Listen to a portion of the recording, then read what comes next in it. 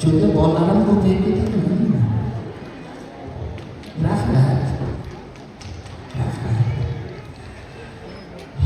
Nimaga to'xtadim?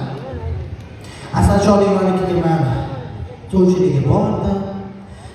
Isbotlashga to'g'ri keldi. Men o'zimni karyeramga juda ham yaxshi qarayman. Kelajakda katta san'atkor bo'laman, xalq artisti bo'laman deb ularga ishontirdim.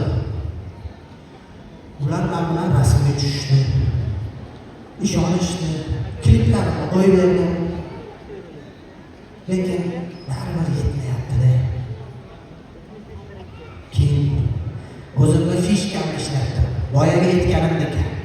Har yili Xalqlar do'stligi saroyiga sizlarga ikkitadan taklifnoma beraman dedim. Bu juda ko'p muhokamaga sabab bo'ldi.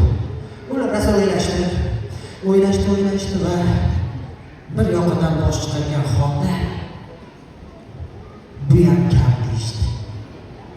Va men o'zimni eng kuchli qurolimni ishlatdim. Ya'niki Asal Shodiyevani to'yiga tekinga kelaman dedim.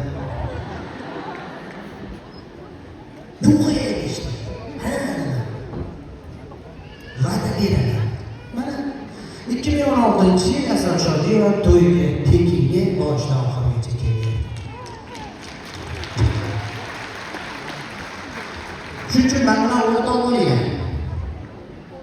Chunki har yili ikkita bilet tekin.